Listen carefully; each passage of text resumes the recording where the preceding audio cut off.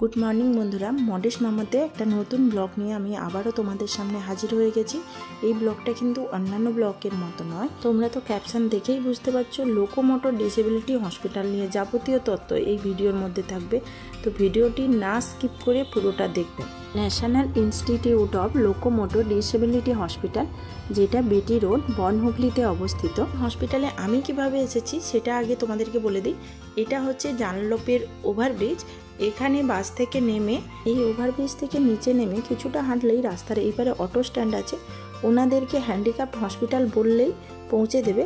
10 টাকা ভাড়া নেয়, 5 মিনিট টাইম। এই হসপিটালে যাওয়ার জন্য ট্রেন রুট হচ্ছে শিয়ালদা থেকে ডানকুনি লোকাল ধরে বরানগর স্টেশনে নামতে হবে।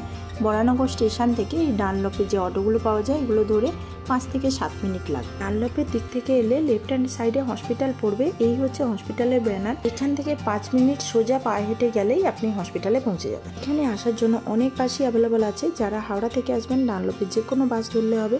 ডানলপের আগের স্টপের বরানগরে নামবেন এবং কন্ট্রাক্টরকে বলে দেবেন যে হ্যান্ডিক্যাপ্ট হসপিটালে যাব, তো ওনারা ঠিকঠাক নামিয়ে দেবেন। মনে রাখবেন হাওড়ার দিক থেকে এলে হসপিটালটা কিন্তু রাইট হ্যান্ড সাইডে পড়বে। তোমরা তো দেখতেই পাচ্ছ আমি এখন হসপিটালের সামনে চলে এসেছি। এই ক্যাম্পাসের মধ্যে দুটো হসপিটাল আছে। একটা হচ্ছে national institute of locomotor disability, যেটা তো দেখতেই পাচ্ছ, আর একটা ডিফ অ্যান্ড ডাপ নামে পরিচিত।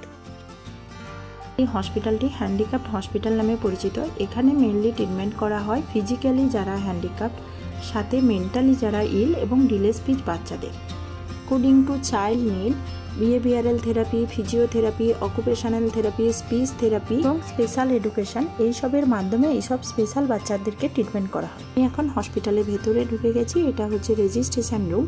এখানে বিপিএল কার্ড থাকলে ফ্রি অফ কস্টে রেজিস্ট্রেশন করানো হয়, আর বিপিএল কার্ড না থাকলে অনলি 50 রুপিজে রেজিস্ট্রেশন করানো হয় এবং এইসব ট্রিটমেন্ট প্রোভাইড করা হয়। এই ক্যাম্পাসের মধ্যে আরেকটা যে হসপিটাল আছে, এখন আমি ওখানে চলে যাব।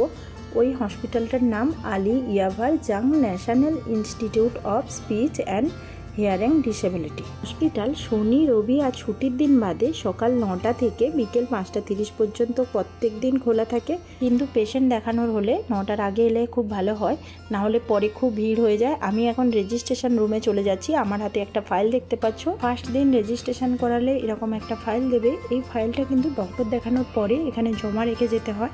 নেক্সট যেদিন ডক্টর দেখাতে আসবে বা থেরাপি নিতে এলে রিসেপশানে গিয়ে পেশেন্টের নাম এবং গ্রিন কালারের একটা কার্ড দেয়, ওটা দেখালে অভিভাবকদের হাতে এই ফাইলটা আবার দিয়ে দেয়। লাস্ট যেদিন এখানে ডক্টর দেখাতে আসবেন অবশ্যই বাচ্চার জন্ম সার্টিফিকেট আর আধার কার্ড হয়ে থাকলে আধার কার্ড নিয়ে আসতে হবে, না হলে কিন্তু এখানে রেজিস্ট্রেশন করবেন। এখানে টেস্ট করে যদি প্রুফ হয় কেউ কানে শুনতে পাচ্ছে না, তবে এখান থেকে ফ্রি অফ কস্টে কিন্তু কানের মেশিনও দেওয়া হয়। এখানে সাইকোমেট্রিক টেস্ট, আইকিউ টেস্ট এবং সব রকম থেরাপি দেওয়া হয়। বিশেষ করে মাদেরকে ট্রেন করা হয় কিভাবে বাড়িতে বাচ্চাদেরকে থেরাপি দেবে, তাতে বাচ্চাদের ইমপ্রুভমেন্ট খুব ফাস্ট হয়। বন্ধুরা টাটা, দেখা হচ্ছে নেক্সট ভিডিওতে। আমার ভিডিওটা কেমন লেগেছে অবশ্যই কমেন্ট করো।